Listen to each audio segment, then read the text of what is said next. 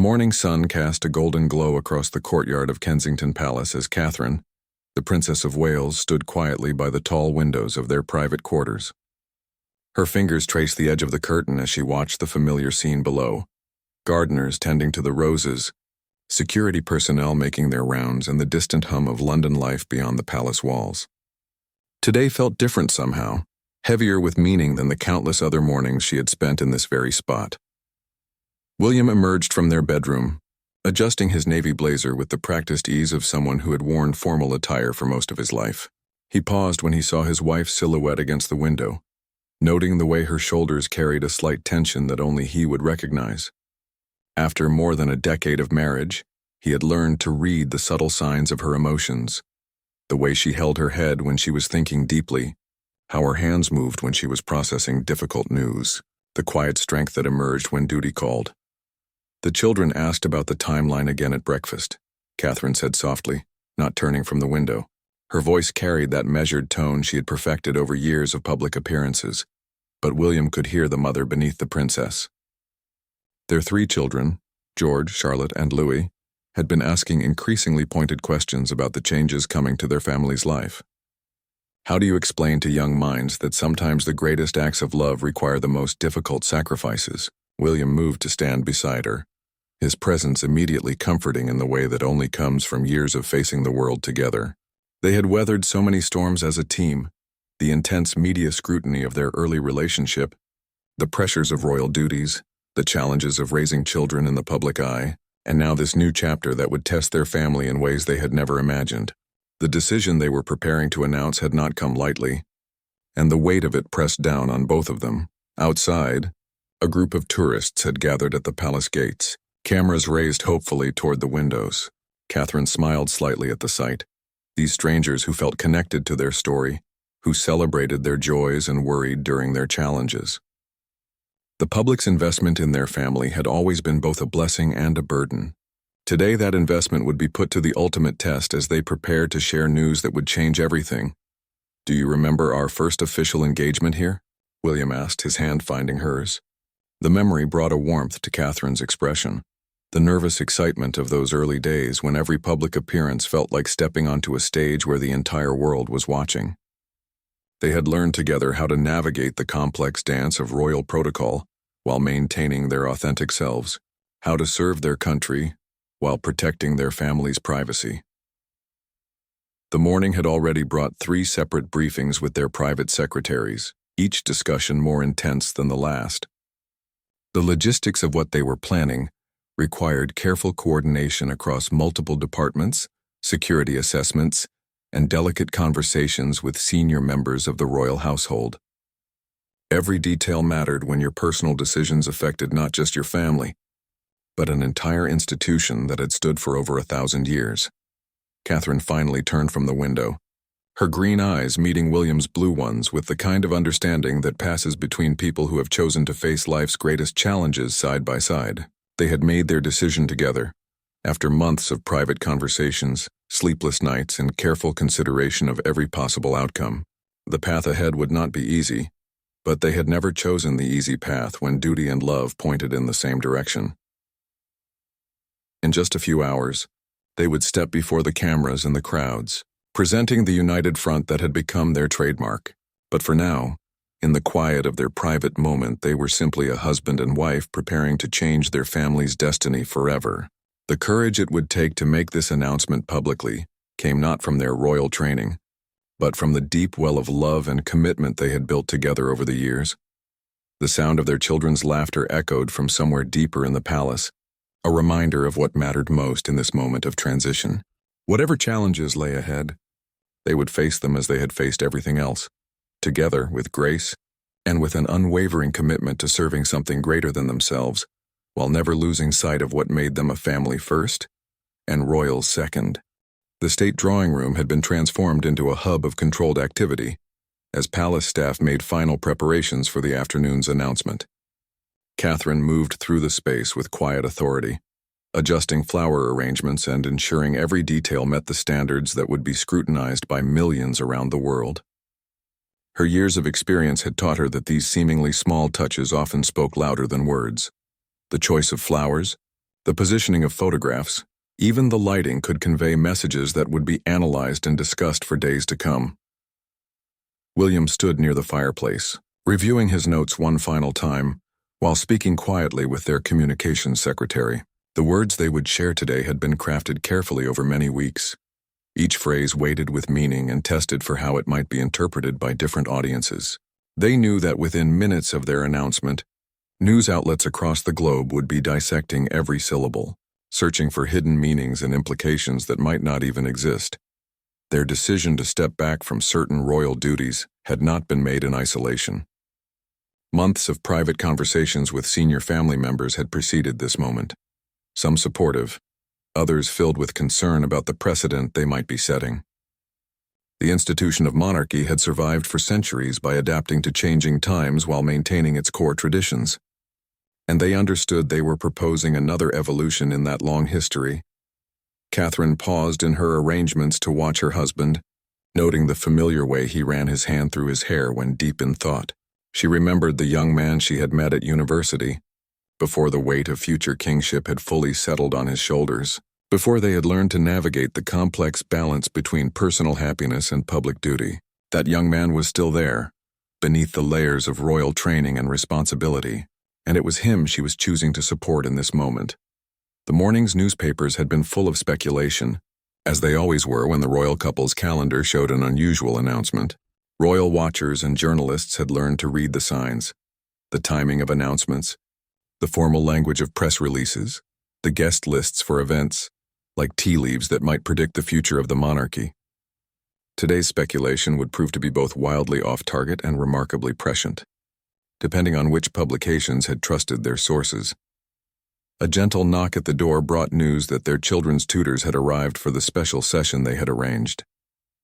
George, Charlotte, and Louis would spend the afternoon in lessons designed to help them understand the changes coming to their family's life.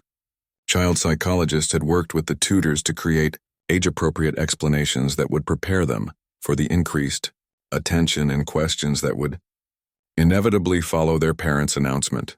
Catherine's phone buzzed with a message from her sister Pippa, offering support and reminding her that the Middleton family would be watching with pride, regardless of what challenges lay ahead. This kind of quiet family support had been Catherine's anchor throughout her royal journey, the knowledge that she could always return to her roots, to people who loved her for who she was rather than what she represented to the world. The afternoon light streaming through the tall windows cast long shadows across the Persian rugs, creating an almost theatrical atmosphere that seemed fitting for the moment. William and Catherine had performed on many stages during their royal career: state dinners, charity galas, international tours. But today's performance would be different.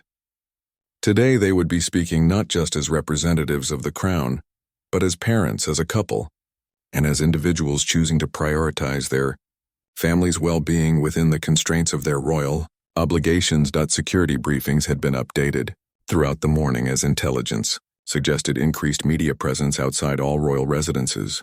The public's fascination with their story meant that every major life decision became a global news event, analyzed by experts who claimed to understand the motivations of people they had never met. This reality had shaped every major decision of their married life, but today they were choosing to act despite it rather than because of it. As the clock moved toward their scheduled appearance time, William and Catherine shared a quiet moment of connection that spoke to the strength of their partnership. They had learned to find intimacy within the fishbowl of royal life, to maintain their relationship's authenticity despite constant public scrutiny. The decision they were about to announce had been born from that intimacy, from honest conversations about their hopes, fears, and dreams for their family's future. The sound of cameras being tested in the courtyard below served as a reminder that in just a short while, their private decision would become public property, subject to interpretation and judgment by people around the world who felt entitled to opinions about their choices. But they had learned that true leadership sometimes meant making unpopular decisions for the right reasons, trusting that history would judge them not by the immediate reaction, but by the long-term consequences of their courage. The great doors of the palace opened with ceremonial precision, and Catherine felt the familiar flutter of nerves that preceded any major public appearance. Despite years of experience, The moment when private citizens became public figures never lost its intensity. She smoothed her navy dress, chosen deliberately for its conservative elegance and the way it photographed well under the harsh lights of television cameras, and took William's offered arm with the practiced grace of someone who understood that every gesture would be analyzed and interpreted. The assembled media represented news organizations from around the world, their cameras and microphones creating a forest of technology that would carry their words to living rooms, phones and computer screens across the globe. Catherine could see familiar faces among the press corps, journalists who had covered their relationship from its university beginnings through their wedding, the births of their children, and countless royal engagements. These were people who had watched them grow from young adults into parents and senior members of the royal family. William stepped forward to the microphone with the confidence that came from a lifetime of public speaking, but Catherine noticed the slight tremor in his hands that revealed the emotion beneath his composed exterior. This was not just another announcement about a charity patronage or state visit. This was personal in a way that would resonate far beyond the traditional boundaries of royal communication. The words they were about to speak had been rehearsed, but the feelings behind them were entirely genuine. "We want to speak to you today about a decision that our family has made after much consideration and prayer," William began, his voice carrying the measured tone of someone who understood the weight of his words. Catherine watched the journalists lean forward slightly, sensing that this would be more significant than their editors had anticipated when assigning the story. The royal couple's body language alone suggested that this announcement would shift the narrative around their roles within the monarchy. Catherine stepped closer to the microphone, her presence alongside William reinforcing the message that this decision belonged to both of them equally. Years of partnership had taught them to present a united front, even when internal doubts existed, to show the world that their marriage was strong enough to weather any storm that duty might bring. Today's announcement would test that strength in ways they could only imagine. The past months have given us time to reflect on what it means to serve our country, while also being the parents our children need, Catherine said, her voice steady despite the emotional weight of her words. She could see in the crowd some of the same photographers who had captured their engagement announcement, their wedding day, and the first photos of each of their children. These people had documented the most significant moments of their adult lives, and now they were witnessing another turning point. The announcement itself, when it came, sent a ripple of surprise through the gathered media. Stepping back from certain senior royal duties to focus on their children's well-being, while maintaining their core charitable commitments, was not unprecedented, but it was unexpected from a couple who had seemed to embrace their royal responsibilities with such dedication. The careful wording of their statement left room for interpretation while making their priorities absolutely clear. William's explanation of their reasoning touched on the challenges of raising children in the public eye, the importance of giving George, Charlotte, and Louis a childhood that prepared them for their future roles without overwhelming them in the present. His words carried the weight of personal experience, the memory of losing his own mother while still young, the understanding of how royal duty and family life could sometimes pull in different directions. Catherine spoke about the evolution of the monarchy's role in modern Britain, about how their generation of royals could serve their country, while also modeling healthy family dynamics for the nation they represented. Her words were carefully chosen but heartfelt, reflecting months of private struggle with the balance between public service and private motherhood. The questions from the press, when they came, revealed the complexity of public reaction to their announcement. Some journalists pressed for details about the financial implications of their decision. Others wanted to understand how this would affect their relationships with other senior royals. Catherine and William answered with the diplomatic skill they had developed over years of media training, revealing enough to satisfy curiosity while maintaining appropriate privacy boundaries.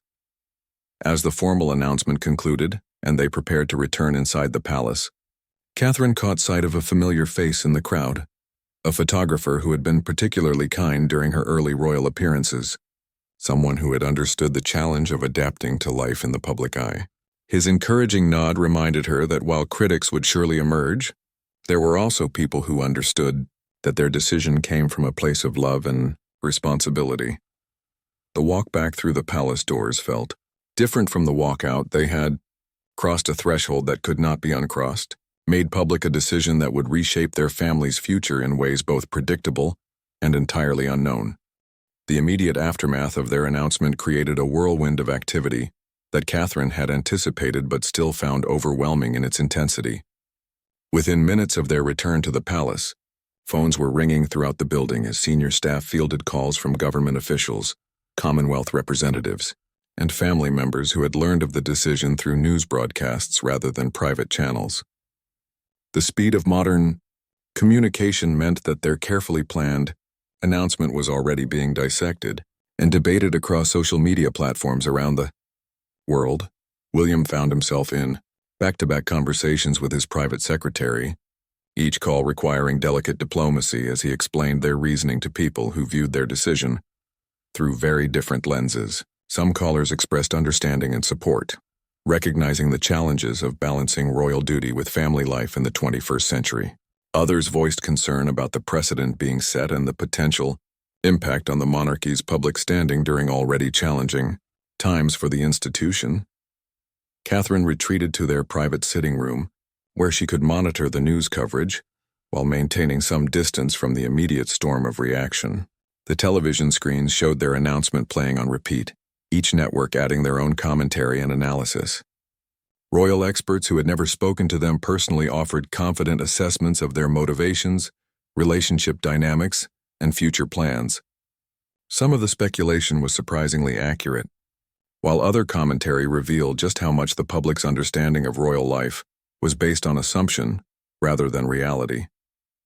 The children's reactions, when they returned from their lessons, provided a grounding reality check amid the media chaos. George, now old enough to understand some of the implications of his parents' decision, asked thoughtful questions about how the changes would affect their family's daily life. Charlotte wanted to know if they would still live in the same house and see the same friends. Louis, still young enough to be primarily concerned with immediate pleasures, was most interested in whether the changes meant more or less time for playground visits. Catherine's phone buzzed constantly with messages from friends and family members who had seen the news coverage and wanted to offer support. Her mother's text was particularly touching, a simple message of pride in her daughter's courage to prioritize her family's well-being, even when facing potential criticism. These personal connections provided emotional anchor points amid the swirling public reaction to their announcement. The evening news broadcasts painted their decision in various lights, depending on each program's editorial perspective. Some framed it as a refreshing example of modern parenting priorities, while others questioned whether it represented a concerning trend away from traditional royal service.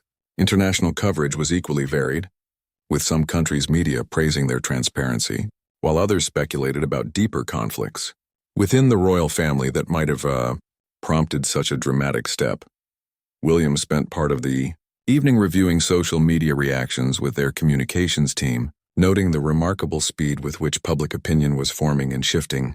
Hashtags related to their announcement were trending globally, with messages of support mixing with criticism from people who felt disappointed by what they perceived as a step away from royal duty. The democratic nature of social media meant that everyone from constitutional experts to casual observers felt equally qualified to judge their decision. Catherine found herself thinking about the long-term implications of their choice, understanding that this moment would likely be remembered as a turning point in their royal careers, regardless of how successfully they managed the transition. They had always known that their generation of royals would face different challenges than previous generations, but seeing those challenges play out in real time was both exhilarating and terrifying. The palace staff worked late into the evening, coordinating responses to media inquiries and managing the logistical challenges that came with any major royal announcement. Press officers who had handled everything from birth announcements to state visit preparations found themselves navigating uncharted territory as they tried to provide clarity about the couple's future roles while respecting their privacy during a difficult transition period. As the initial shock of the announcement began to settle, more thoughtful commentary started emerging from royal historians and constitutional experts. Some noted parallels to other moments in royal history, when family members had chosen to prioritize personal considerations alongside their public duties. Others pointed out that the monarchy's long-term survival had always depended on its ability to evolve with changing social expectations while maintaining its core Functions. The evening brought private calls from senior royal family members, conversations that Catherine and William had been dreading and anticipating in equal measure. These discussions, conducted away from media scrutiny, revealed the complex family dynamics that existed alongside the institutional relationships. Support came from unexpected quarters, while some anticipated allies expressed reservations about the timing and presentation of their decision. Despite the chaos of the day, Catherine and William found moments to connect with each other and process what they had set in motion. Their decision had been made long before today's announcement, but seeing it become public property brought a new level of reality to their choice. Whatever challenges lay ahead, they had taken the step they believed was right for their family, and now they would face the consequences together with the same partnership that had brought them to this point. The weeks following their announcement brought a complex mix of public reaction that revealed the deep emotional connection people felt to their family's story. Catherine found herself both surprised and moved by the letters that arrived daily at the palace, handwritten notes from parents who understood their struggle to balance professional obligations with family needs, messages from young people who appreciated seeing royals acknowledge the challenges of modern life, and touching tributes from individuals whose lives had been impacted by the charitable work they would continue despite their reduced official schedule. William discovered that their decision had sparked broader conversations about work-life balance that extended far beyond royal circles. Business leaders, politicians, and public figures began discussing openly how the pressures of high-profile careers could impact family life, using their announcement as a catalyst for examining their own priorities. This unexpected social impact suggested that their choice had resonated with people facing similar struggles in their own lives, even if the specific circumstances were vastly different. The children's adjustment to their parents' new status proved to be more complex than Catherine had anticipated. While they enjoyed having more relaxed family time, they also had to navigate questions from friends and teachers about news coverage they didn't fully understand. Catherine found herself having conversations with George about media, responsibility and public perception that she hadn't expected to have for several more years. Their first public appearance after the announcement came at a children's hospital they had supported for years, an engagement they had specifically requested to maintain because of their personal connection to the cause. The reception they received was overwhelmingly warm, with staff and families expressing support for their decision, while also sharing gratitude for their continued involvement. Catherine realized that their fears about public rejection had been largely unfounded. Most people seemed to understand and respect their choice. William's relationship with his father evolved during this period as they worked together to ensure a smooth transition of responsibilities. Conversations that had once focused primarily on duty and tradition now included discussions about family dynamics and personal fulfillment. These talks revealed new dimensions of their relationship as they discovered common ground in their shared experiences of balancing royal obligations with personal desires for their children's well-being. The international reaction to their announcement varied significantly across different cultures and constitutional systems. Commonwealth countries where William and Catherine held particular significance as future monarchs responded with generally supportive editorial coverage, while republics and nations with different approaches to celebrity culture offered more mixed commentary. This global perspective helped them understand how their decision would be viewed through various cultural lenses. Catherine's charitable work took on new dimensions as organizations recognized that her reduced official schedule actually allowed for deeper, more sustained involvement with causes she was passionate about. Rather than the ceremonial appearances that had filled much of her previous calendar, she could now dedicate time to understanding complex issues and developing meaningful solutions. This shift felt more aligned with her personal values and professional background. The media gradually adjusted to their new status, though not without some awkward moments as photographers and journalists recalibrated their approach to covering the family. Some outlets respectfully honored their request for increased privacy during school events and family outings, while others continued their previous level of intrusion. Catherine and William learned to navigate this inconsistent landscape, while teaching their children how to distinguish between appropriate and inappropriate media attention. Their marriage, which had always been strong, deepened during this transition period as they faced criticism and support together, while implementing practical changes to their daily lives. Evening conversations that had once focused on upcoming engagements and official duties now centered on their children's development, their own personal growth, and their hopes for the impact they could have through more focused, charitable involvement. Financial adjustments required careful planning as they shifted from their previous level of official support to a more independent model that still respected their royal status and security requirements.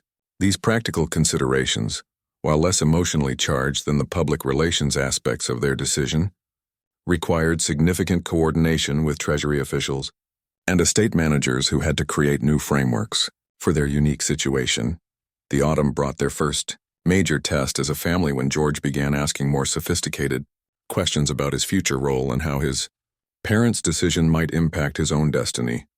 Catherine and William realized they were pioneering a new approach to preparing future monarchs, one that acknowledged both duty and personal agency in ways that previous generations hadn't explicitly addressed.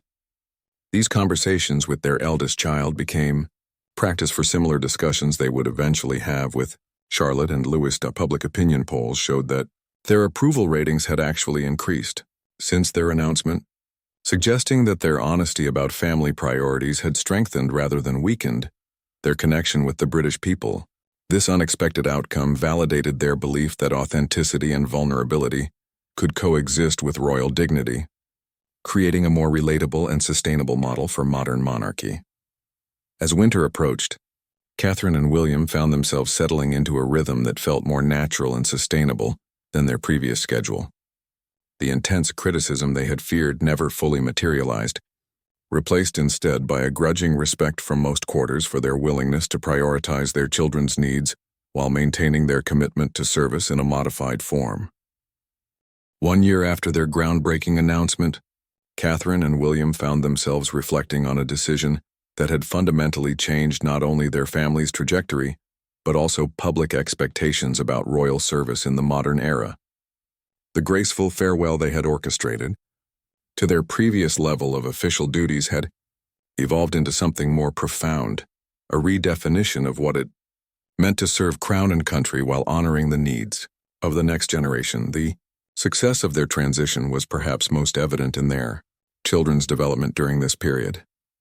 George had grown more confident and articulate, no longer carrying the weight of constant public scrutiny during his everyday activities.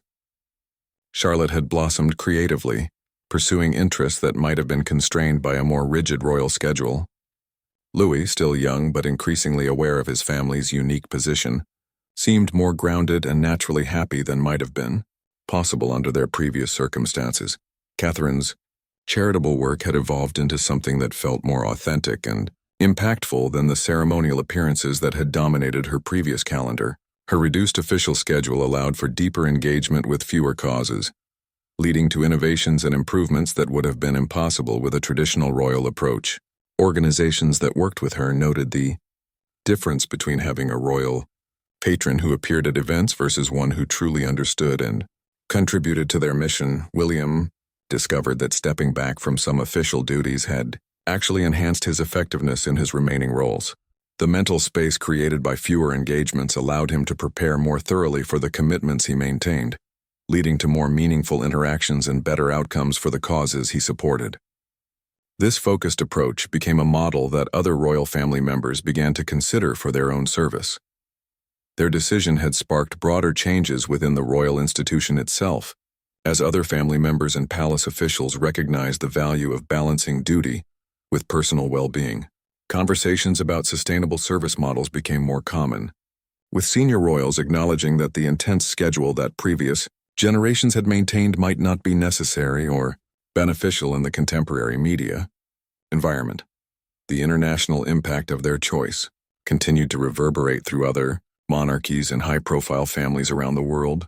Royal houses in Europe, Asia, and other regions began incorporating similar considerations into their own planning, recognizing that public service and family stability could be mutually reinforcing rather than competing priorities.